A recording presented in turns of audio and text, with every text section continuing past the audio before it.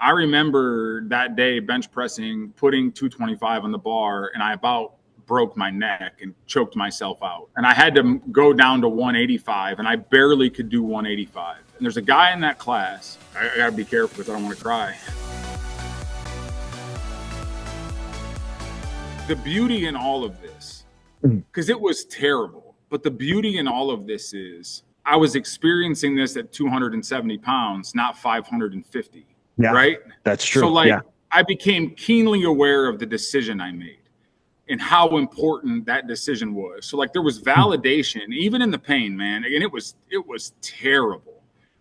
Then I got told from an ortho, I went and saw this orthopedic, and he was like, hey man, you have a cam hip in your right hip. You need a new hip. And I'm like, yeah, I'm not getting a new hip. I'm 41 years old. Yeah, you're 41. I'm not doing it. And I was like, I can live with this pain. This hurts and this sucks. But if this is what it is, I can live through this pain the rest of my life. I'll be okay. I don't need a hip. Well, then I just kept going to PT. And what I kind of figured, I know enough, right? So I didn't do any fitness. I wasn't prioritizing protein. I wasn't lifting. Yeah. The majority of my weight loss was muscle loss. And so those are major groups that need to be surrounded and supported. Well, I didn't have any of that. So I kind of had the view in my own head of I wonder if I just lost so much muscle that these joints aren't supported. And so I think literally that's what happened. So I started to build myself back through physical therapy to the point that I could drive and walk and do what I needed to do. And then I think it was end of December that year after Christmas, my wife came in, Bree came in and was like, hey, one of the moms from the football organization is joining. There's this local gym in town called Fennell. And they do these they do a really good job with kids, and they do some adult stuff too and functional fitness stuff. And so Bree had kind of been at that point on her own little bit of a weight loss journey that started probably 6 months after my surgery. She had probably lost 65, 70 pounds and was like, hey, I want to do this class. Would you be open to it? I'm like, yeah, do it. Absolutely. Well, I'm watching her come in 3 days a week, sweating her tail off, and my big tail sitting on the couch, you know what I mean? Just wasting away. And I'm like, I got to do something. And so what led me to CrossFit was two things. First thing was the CrossFit gym was in Plain, so it was in a different town, and I didn't have to be around the kids I coach and the parents and any of that, right? I knew it was somewhat isolated. And I knew through the guy's wife, the guy that owned that gym, and so that there was a connection there. And I make this comment, and the article talks about this, but I managed fighters for a short duration in a past life. And I had some guys that were very involved in CrossFit, was kind of their primary source of strength and conditioning, and they were all yoked, man.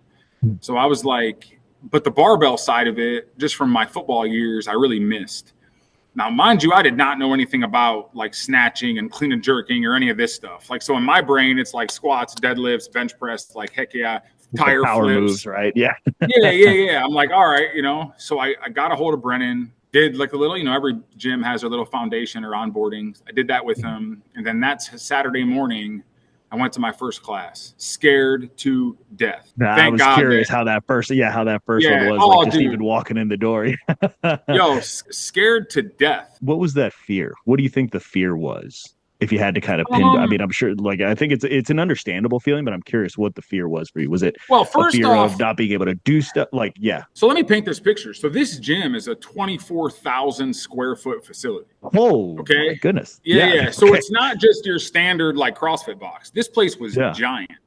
That's one. I walk in and it's what the hell? Number two, there's a bunch of people standing around a whiteboard. And I paid mention to this earlier.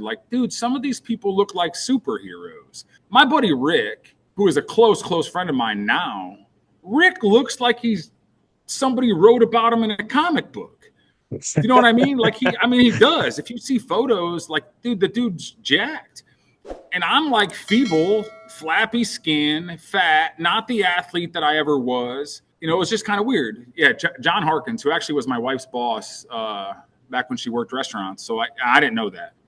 He was like, hey, man, you want to be my partner? And I'm like, yep. I just really quickly, all right, dude, I got a partner. Yeah, so we did this partner WOD together. I don't remember what it was, but that kind of broke the ice. And then Monday morning, I started to go to 6 a.m. class. And when I think about this, I may even get a little choked up because the 6 a.m. class at NEPA CrossFit was solid. And I'll never forget this. One of my first workouts was bench press. Now, mind you, I I think at my most, I think I benched 225 close to 30 times. Like when I was 17, like 18 football, strong kid. Yeah. Football test. So like, I remember that day bench pressing, putting 225 on the bar, and I about broke my neck and choked myself out. And I had to go down to 185, and I barely could do 185. And there's a guy in that class. I got to be careful because I don't want to cry. There's a guy in that class named Tom Balesta, who is still a great friend of mine today. And I was like disheveled, dude. I remember like the pride, the ego, like I can't even do 185 barely. I remember him going like, Dave, look at how far you've come.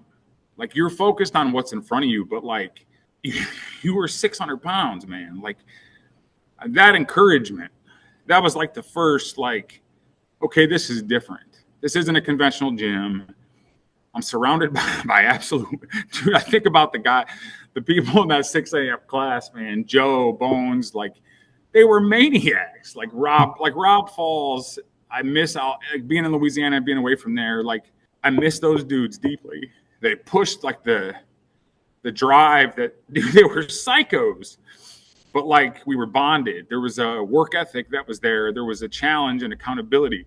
I can still to this day, like if I'm working through a shoulder rehab, but like it's there. Like if I do less weight than I know I should, it's Rob Falls in my head going, what do you do? What are you doing? You know, like I'll never, that place will always like mean the world because those people were nuts and they all worked very hard and they pushed us. Thanks for checking out that clip. If you enjoyed that, make sure you subscribe so that way you get notified of any future videos. And for all previous episodes of the Silverback Media Podcast, make sure you click right here so you can hear all the stories of other everyday CrossFitters. Thanks for watching. We'll see you on the next one.